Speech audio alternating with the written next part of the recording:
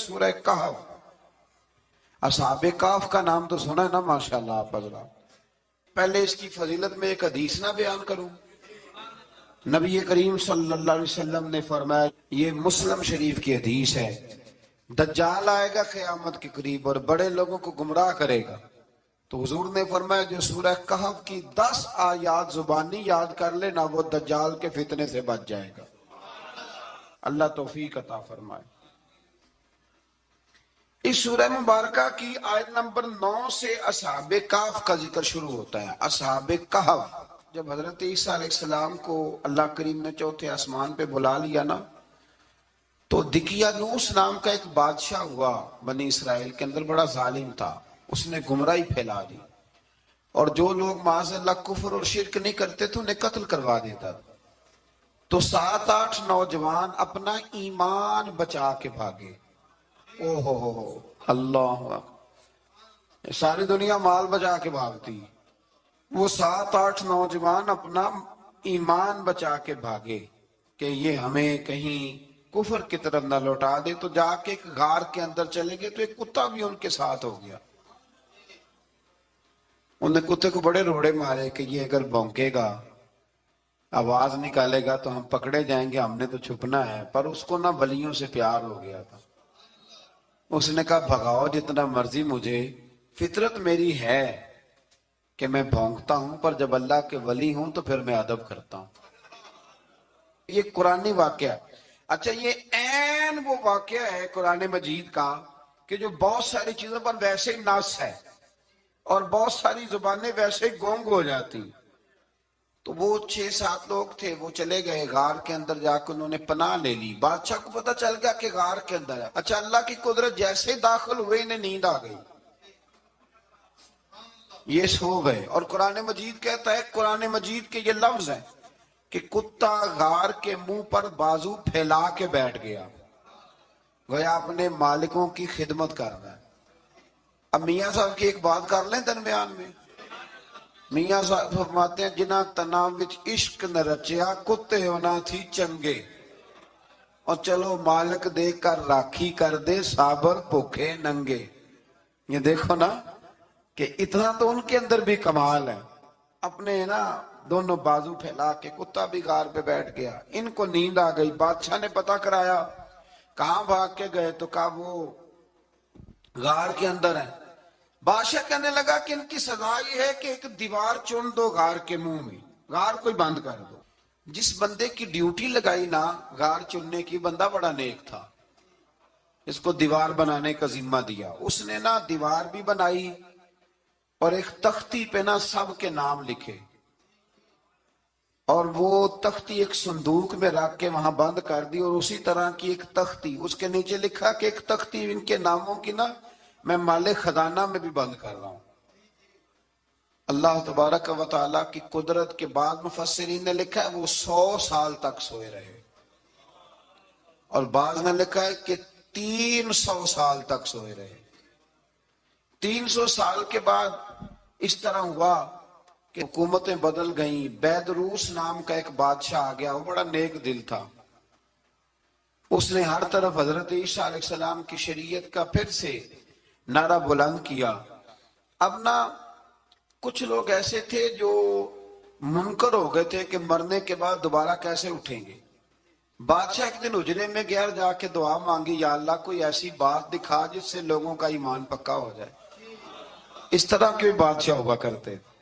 تو رب کریم نے کہا میں نے تو پہلے ہی ایک راز چھپا کے رکھا ہوا ہے، کھول دیتے ہیں. اس نے دعا مانگی، اور ادھر کیا معاملہ ہوا، ایک چرواہا بکریاں چرانے والا وہاں سے گزرا.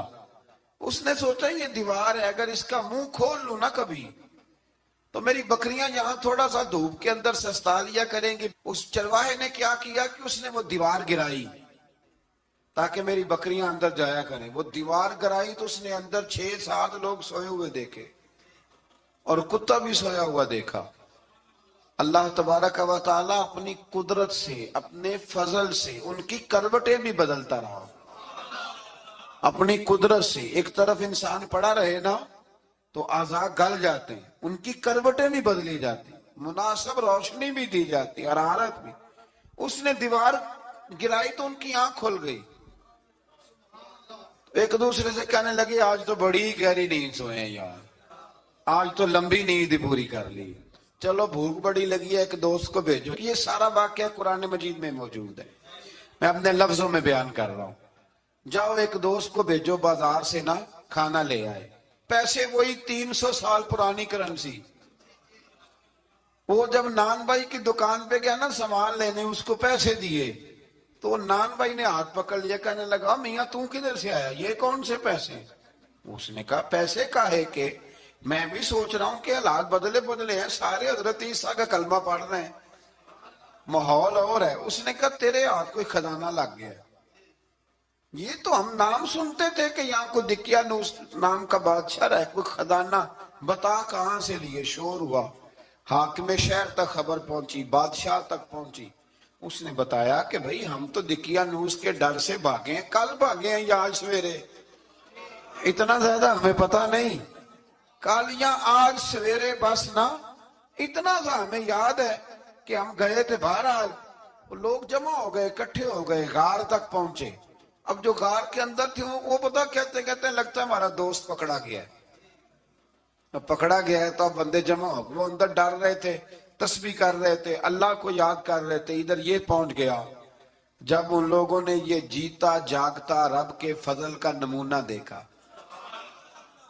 اور بادشاہ نے کہا کہ یہ کیا ہے؟ صندوق کھولا تو اس کے اندر وہ تختی لکھی تھی کہ یہ ان کے نام ہے، یہ دقیانوس سے ڈر کے بھاگے ہوئے ہیں، یہاں یہ سو رہے ہیں، اور اسی کی ایک تختی میں نے فلاں جگہ بھی دفن کیا، وہ تختی بھی وہاں سے نکل آئی۔ اب سب لوگوں کی آنکھوں میں آنسو آئے اور سب کہنے لگے لا الہ الا اللہ، لا الہ الا اللہ، لا الہ الا اللہ۔ سب کہنے لگے ان اللہ علی کل شیء قدیر۔ جب ان کی بات پوری ہو گئی، لوگوں کے ایمان پختہ ہو گئے، تو اصحاب کہف کہنے لگے کہ ہمیں اب اجازت ہے، ہم پھر دوبارہ غار میں جاتے ہیں۔ وہ غار میں گئے تو رب نے پھر انہیں موت عطا فرمائی، نیند عطا فرمائی، تحفہ دیا۔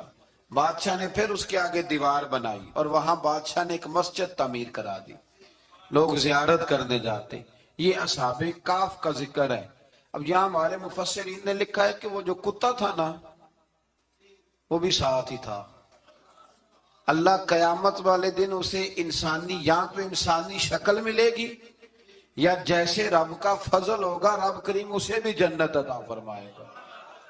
اس نے تبلیغ کی، دین کی، اس نے کیا کیا؟ تبلیغ کی، نمازیں پڑھی، روزے رکھے، حج کیا، 10 ہوتے صحیح اس کیتا کی۔ اسی آنکھیں نا خدا کے فضل سے ہم پر ہے سایہ غوث اعظم کا، ہمیں دونوں جہاں میں ہے سہارا غوث اعظم کا۔ لوگ پریشان ہو جاتے ہیں، کہتے ہیں کس طرح کی بات کرتے ہو؟ تو میں نے کہا اصل میں تیرا عقیدہ کچا ہے، وہاں تو کتا چلا جائے ولی کے پاس تو رب اسے جنت دے دیتا ہے، تو جیگتا جاتا مومن جائے تو اللہ کیوں فضل نہیں فرماتا؟ اس سے آگے نا پھر آیت نمبر 32 ہے، اس میں اللہ تبارک و تعالیٰ نے 2 لوگوں کا واقعہ بیان کیا ہے۔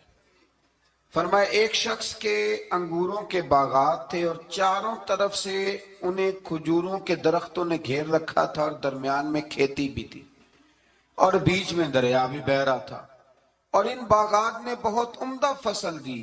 ایک دن یہ شخص اپنے ساتھی سے کہنے لگا میرا مال اور افرادی قوت تم سے زیادہ ہے، مجھے یقین ہے کہ یہ باغ کبھی برباد نہیں ہوگا۔ اول تو مجھے قیامت کا یقین ہی نہیں معاذ اللہ، لیکن اگر قیامت آئی تو مجھے وہاں سے بھی بہتر مال ملے گا۔ اس کے دوسرے ساتھی نے کہا تو اپنی اصل کو بھول گیا ہے، اور تو نے اپنے خالق کی ناشکری کی جو کہ وحدہ لا شریک ہے۔ اگر تم نے باغ میں داخل ہوتے وقت ماشاءاللہ لا قوت الا باللہ کہہ دیا ہوتا تو یہ تمہارے حق میں بہتر ہوتا۔ اگرچہ مال اور اولاد میں تم سے کم ہوں، لیکن میرا ایمان یہ ہے کہ اللہ تعالیٰ مجھے اس سے بہتر نعمت عطا کرے گا، اور آسمان سے کوئی آفت آئی اور تمہارا باغ تباہ و برباد ہو جائے گا، یا اگر اس کا پانی زمین میں دھس گیا تو پھر تم اسے تلاش نہ کر پاؤ گے۔ بالآخر اس شخص کا باغ برباد ہو گیا۔ وہ جو کہتا تھا نا مجھے یقین نہیں قیامت نہیں آئے گی، اس کا باغ ہی، اور وہ کف افسوس ملتے ہوئے کہنے لگا کاش میں نے شرک نہ کیا ہوتا، لیکن پھر اس کا کوئی نہ مددگار تھا اور نہ حمایتی۔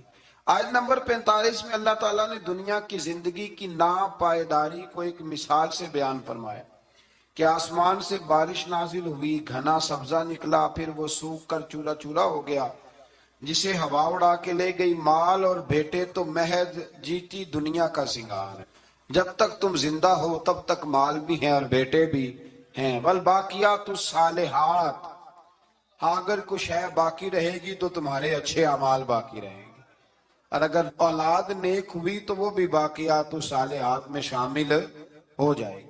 آیت نمبر 47 سے فرمایا کہ قیامت کے دن تمام روئے زمین پر ایک کھلے میدان کی صورت میں ہوگا، سب لوگ صف باندھے رب کے حضور اکیلے حاضر ہوں گے اور اپنے اعمال ناموں کو دیکھ کر خوف زدہ ہوں گے، کہیں گے ہائے افسوس، اس اعمال نامے کو کیا ہوا، اس نے نہ کوئی صغیرہ گناہ چھوڑا نہ کبیرہ، مگر سب کو شمار کیا۔ آیت نمبر 50 میں حضرت آدم علیہ السلام کو فرشتوں کے سجدہ، ابلیس کی نافرمانی اور شیطان اور اس کی ذریت کے انسان کے دشمن ہونے کا بیان ہے۔ آگے پھر ذکر شروع ہو جاتا ہے حضرت موسیٰ علیہ السلام اور حضرت خضر علیہ السلام کا۔ یہ لفظ خضر بھی ہے اور خضر بھی ہے، یہ دو تین طریقوں سے پڑھا جاتا ہے۔ حضرت خضر کے بارے میں مختلف روایات ہیں کہ یہ ولی ہیں کہ نبی ہیں، لیکن مضبوط رائے اکثر بزرگوں کی یہی ہے کہ یہ بھی اللہ کے نبی ہیں، اور بعض نے لکھا ہے یہ ہمیشہ سے زندہ ہیں۔ یہ دو اللہ کے نبی حضرت الیاس علیہ السلام اور حضرت خضر علیہ السلام، یہ دونوں ہر سال حج میں بھی جاتے ہیں، ہر سال حج میں بھی جاتے ہیں، کیونکہ ایک روایت ملتی ہے کہ محبوب کریم علیہ السلام حج پہ گئے تو فرمایا میں الیاس اور خضر کو پہاڑوں سے اترتے ہوئے دیکھ رہا ہوں۔ تو جن کو اللہ نے کھلی آنکھیں دی ہوتی ہیں پھر انہیں زیارت بھی ہوتی ہے، انہیں یہ نظر بھی آتے ہیں۔ حضرت خضر علیہ السلام کو اللہ نے علم لدنی عطا فرمایا۔ یہ علم لدنی اللہ جس کو اپنے پاس سے عطا کر دے اس کو علم لدنی کہتے ہیں۔ حضرت موسیٰ علیہ السلام ایک دن تقریر کرتے ہوئے کسی نے پوچھا کہ آپ سب سے بڑے عالم ہیں، فرمایا الحمدللہ۔ تو اللہ کریم نے فرمایا نہیں ہے موسیٰ کلیم، آپ سے بڑے بڑے بھی ہیں، بڑے بڑے لوگ ہیں۔ ہمارے یہاں مسئلہ ہے پا نہ پڑی اور لوگ مناظرہ کرنے آتے ہیں، کئی دفعہ لوگ نا مسئلہ بتاتے ہیں تو میں کہتا ہوں جناب آپ نے بتا دیا کہ اب آپ نے حکم کرنا ہے، اب آپ نے حکم کرنا ہے۔ کبھی کبھی کچھ لوگ ایسی باتیں کرتے ہیں، وہ جی آپ ایک بندے کا نام لیتے ہیں ذکر کرتے ہیں، تو میں نے کہا چلو ہم نے بھی کہیں کچھ پڑھا ہی ہوگا نا تبھی تو ذکر کرتے ہیں، لیکن جو آتے ہیں نا لوگ وہ مشورہ تو ہمارے دور میں ہے ہی نہیں، جس نے جو لائن پڑھ لی ہے وہ اس پہ پکا ہو گیا، سارا نہیں نہ پڑھا، سارا پڑھے پھر بات سمجھ میں آتی ہے۔ حضرت موسیٰ کلیم اللہ کے نبی ہیں، اور کیا بات ہے ان کی، اور یہ بھی اللہ کا فضل ہوا حضرت موسیٰ نے یہ بات کی تبھی تو ہمیں اتنی شاندار حکمتوں کے پھول ملے، یہ بھی حضرت موسیٰ کا ہی کمال ہے۔ تو حضرت موسیٰ نے کہا کہ اے اللہ وہ جو مجھ سے بڑا ہے عالم ہے وہ کہاں ملے گا جس سے میں حکمت کی بات سیکھوں؟ تو فرمایا جہاں مجمع البحرین ہے نا، دو دریا ملتے ہیں، وہاں وہ ملے گا۔ حضرت موسیٰ کلیم سے اللہ نے فرمایا کہ جاؤ جہاں دو دریا ملیں گے نا وہاں تمہیں وہ شخص ملے گا۔ تو یا اللہ میں کس طرح؟ فرمایا زادرہ ساتھ لے جاؤ، کھانے پینے کا سامان۔ حضرت موسیٰ کلیم لے گئے، مچھلی بھی لے گئے۔ فرمایا یہ مچھلی جہاں تمہارے برتن سے نکل کے دریا میں داخل ہو وہاں دریا میں شگاف پڑ جائے گا، وہاں وہ تمہیں شخص ملے گا۔ حضرت موسیٰ نے اپنے خادم حضرت یوشع بن نون علیہ السلام کو بھی ساتھ لیا۔ یہ بعد میں حضرت موسیٰ علیہ السلام کے جانشین ہوئے۔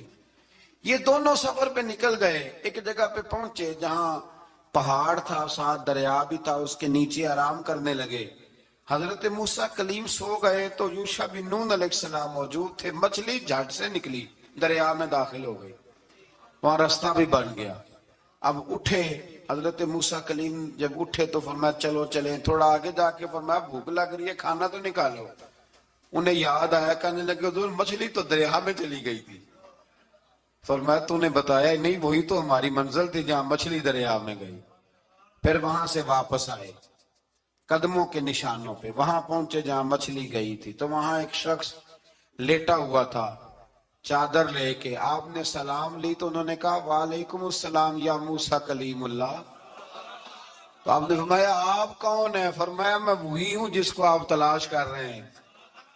تو فرمایا آپ نے مجھے کیسے پہچانا؟ فرمایا جس رب نے تمہیں بھیجا ہے نا اس نے مجھے بتایا ہے کہ موسیٰ آ رہے ہیں، موسیٰ آ رہے ہیں. اب حضرت خضر نے جو کچھ فرمایا وہ بڑا شاندار ہے. فرمایا موسیٰ کچھ باتیں ایسی ہیں جن کا آپ کو علم ہے اور مجھے نہیں، اور کچھ ایسی ہیں جن کا مجھے علم ہے اور آپ. اللہ اکبر. یہ کبھی ہماری سمجھ میں بات آ جائے، یہ کبھی سمجھ میں آ جائے. کچھ باتیں ایسی ہیں جس کا مجھے علم ہے، اور یہ بڑے بڑے سیانے بندے نہیں مانتے.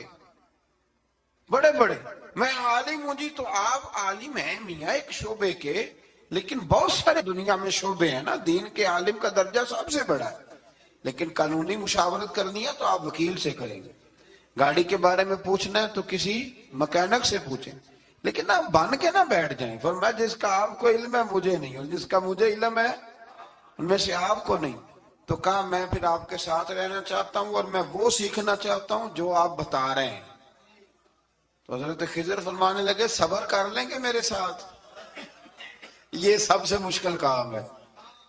یہ سب سے، یعنی ہر بات کی تو یہاں لوگوں کو وضاحت چاہیے. کھانسے بھی تو آپ کو بتانا پڑے گا کھانسے کیوں، ہنسے بھی تو آپ کو بتانا پڑے گا ہنسے کیوں. بھئی بزرگ ہیں، بزرگوں کی باتوں میں حکمتیں ہوتی ہیں، لیکن ہم حکمت کی طرف جانے کو تیار نہیں ہوتے. ہمیں تو فوری طور پہ جواب چاہیے، حل چاہیے. حضرت موسیٰ علیہ السلام جناب خضر کے ساتھ چلے. فرمایا صبر کروں گا، میں چلتا ہوں آپ کے ساتھ. دریا کے قریب گئے کشتی میں بیٹھنے کے لیے، تو کشتی والوں نے حضرت خضر کو پہچان لیا، بغیر کرائے کے سوار کرایا. اور جب پار اترنے لگے تو حضرت خضر نے کشتی کا ایک تختہ ہی توڑ دیا.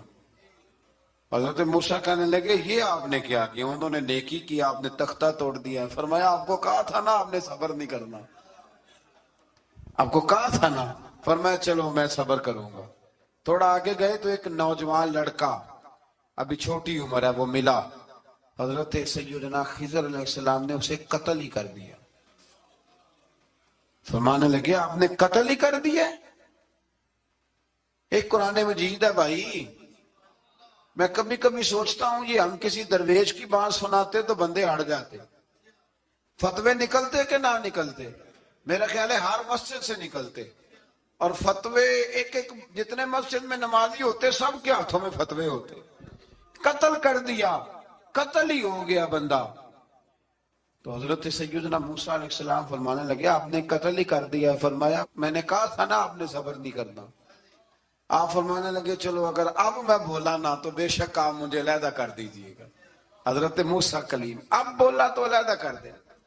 ایک بستی میں داخل ہوئے، بستی کے لوگوں سے پانی مانگا تو انہوں نے پانی بھی نہ دیا، آرام کرنے کو جگہ بھی نہ دی. پر وہاں ایک دیوار گر رہی تھی، حضرت خضر علیہ السلام نے سیدھی کرنی شروع کر دی. ساری دیوار بنائی. تو حضرت موسیٰ کہنے لگے کن لوگوں کی خدمت کر رہے ہو جنہوں نے پانی بھی نہیں دیا، انہوں نے پانی تک نہیں پوچھا. فرمانے لگے بس بھئی آپ نے وعدہ کیا تھا کہ اب بولیں گے تو بے شک علیحدہ کر دینا. آپ بولیں اب آپ کا اور میرا ساتھ زیادہ نہیں چل سکتا. آپ بولیں جو بول پڑے نا غلامی کریں تو رستے لمبے چلتے ہیں، اور جو بولے نا جس کو وضاحتیں چاہیے ہو وہ غلام نہیں ہوتا، اس کے ساتھ پھر باتیں لمبی. ہاں تو آنکھ بند کر کے چل.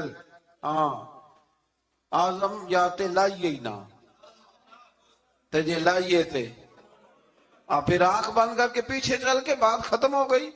حضرت خضر علیہ السلام نے جب کہا نا کہ اب آپ کا وعدہ ختم ہو گیا، فرمایا میں آپ کو جانے سے پہلے حکمت بتاتا ہوں. یہ وہ علم ہے جو اللہ نے مجھے اپنے پاس سے عطا فرمایا. یہ وہ ہے جو علم لدنی ہے. کہا جناب کیا مطلب؟ فرمایا وہ جو میں نے تختہ توڑا تھا نا، تو یہ مسکین بچے ہیں جن کی کشتی تھی، تو دریا کے اس پار بادشاہ کھڑا تھا، وہ جو صحیح صحیح کشتیاں ہوتی تھی قبضے کر لیتا تھا، اور جو تھوڑی سی ٹوٹی پھوٹی ہوتی تھی نا وہ چھوڑ دیا کرتا تھا، تو میں نے تھوڑی سی کشتی ان کی اس لیے توڑ دی ہے تاکہ دیکھے گا تو چھوڑ دے گا، اس لیے میں نے بھلا کیا ہے۔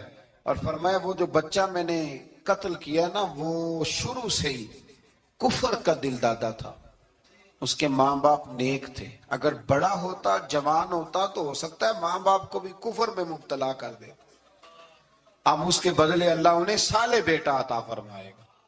تو یہ بھی میں نے اللہ کے دیے ہوئے علم سے کیا۔ اور فرمایا یہ جو دیوار میں نے نبی ہو کے یا ولی ہو کے مزدوری کر کے دیوار بنائی ہے نا، اللہ اکبر، فرمایا یہ دیوار عام لوگوں کی نہیں، یہ یتیم بچوں کا خزانہ ہے دیوار کے نیچے، یہ گر جاتی تو خزانہ ظاہر ہو جاتا، اور بچائی اس لیے ہے کہ وَكَانَ أَبُوهُمَا صَالِحًا، ان بچوں کا باپ نیک آدمی تھا، ان کا باپ، قاضی ثناء اللہ صاحب پانی پتی فرماتے ہیں ڈائریکٹ باپ نہیں تھا، 7ویں نسل میں جا کے باپ بنتا تھا۔ سن لیں یہ بھی بات، ایک بندہ نیک ہو تو اس کی 7 نسلوں تک رب خزانوں کی بھی حفاظت فرماتا ہے۔ اب آپ اندازہ فرمائیں کہ بات کتنی دور تک جاتی ہے۔ بزرگوں کی باتوں میں نا حکمتیں ہوتی ہیں، دانائیاں ہوتی ہیں۔ یہ طریقت کے جو لوگ ہوتے ہیں انہیں سبق یہ دیا جاتا ہے کہ آمنا وصدقنا، ماننا ہے اور تصدیق کرنی۔ ہمارا معاملہ یہ ہے کہ یہاں وضاحت دینی پڑتی، وہ جی وہاں کیا ہوا تھا، وہ جو گاڑی آپ کے پاس ہے تو وہ کہاں سے آئی، تو وہ جو کل آپ نیا جوڑا پہن کے آئے تھے تو وہ کدھر سے آیا۔ تو جو لوگ وضاحتیں مانگتے ہیں وہ اپنے نہیں ہوتے، ان کا غلامی کا رشتہ نہیں ہوتا۔ حبیب اور ہوتا ہے، شریک اور ہوتا ہے۔ شریک وضاحتیں مانگتے ہیں، حبیب محبت کرتے ہیں۔ ہمارا آج سب سے بڑا المیہ یہ ہے، سب سے بڑا، کہ ہم کسی حکمت کے تحت کوئی بندہ اگر کوئی کام کر رہا ہے تو مجبوری ہے کہ ہمیں وہ حکمت بتائی جائے، ایسا نہ کریں۔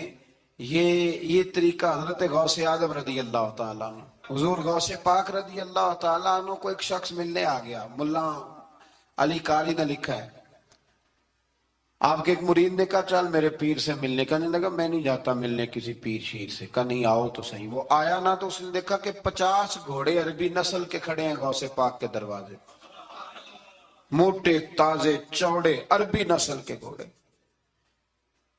اس کے ذہن میں خیال آیا، کہنے لگا یار سواری کے لیے اگر رکھے ہیں تو ایک بھی کافی تھا، 50 کی کیا ضرورت تھی۔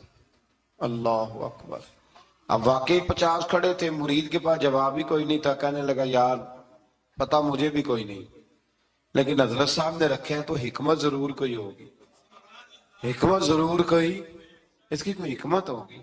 اللہ اکبر، وہ چلے گئے واپس۔ وہ روز تنقید کرتا، کیسا تیرا پیر ہے 50 گھوڑے رکھے ہوئے، کیسے تیرا پیر ہے 50 گھوڑے رکھے ہوئے۔ کچھ دن گزرے تو ملا علی قاری کہتے ہیں وہ اعتراض کرنے والے کے پیٹ میں کوئی تکلیف ہوئی، بغداد کے سب سے بڑے طبیب کے پاس گیا، اس نے کہا تیرا تو جگر تباہ ہو گیا ہے، عربی نسل کا ایک گھوڑا چاہیے، اس کو ذبح کریں گے، اس کا جگر نکالیں گے، اس کی دوائی بنا کے تجھے کھلائیں گے، اور 50 گھوڑے ہوں گے تو بچے گا۔ اب پریشان ہو گیا، کہنے لگا گھوڑے ہیں تو صحیح، پر جو میں حال کر رہا ہوں گا گھوڑے تو نہیں ملیں گے، میرا تو جوتوں والا کام ہے، وہ شاید مل جائیں۔ لیکن جب انسان مرنے لگتا ہے تو پھر اس کو ڈوبتے کو تنکے کا سہارا۔ اپنے دوست کے پاس گیا، کہنے لگا چل تیرے پیر کے پاس چلیں۔ اس نے کہا تجھے نہیں لے کے جانا، تو تنقید کرتا ہے، کہتا ہے ایک دفعہ چاہیے کیا، کا گھوڑے، کہنے لگا تیرے لیے رکھے ہیں کوئی، جا دوڑ جا، میرے حضرت صاحب کی ضرورت کیا ہے۔ لیکن جب غوث اعظم کی خانقاہ میں داخل ہوئے نا تو حضور غوث اعظم اٹھ کے ملے۔ اللہ والے دلوں میں باتیں نہیں رکھتے، ماتھا چوما اور فرمانے لگے میاں تو ایک دن نا میری گلی سے گزر رہا تھا تو میری تیرے اوپر نظر پڑی، تو مجھے نظر آیا تو بیمار ہوگا، اور تیرا علاج عربی نسل کے 50 گھوڑوں کی وجہ سے ہوگا، تو میں نے تیرے لیے لا کے کھڑے کیے ہوئے ہیں، تیرے لیے ہی کھڑے کیے ہیں، تو نہ گھر بھی لے جانے کی ضرورت نہیں، چارہ بھی میرے مرید ہی ڈال دیا کریں گے۔ تو اس طرح کرنا، روز آنا ایک گھوڑا لے جانا، پھر اگلے دن آنا تو دوسرا۔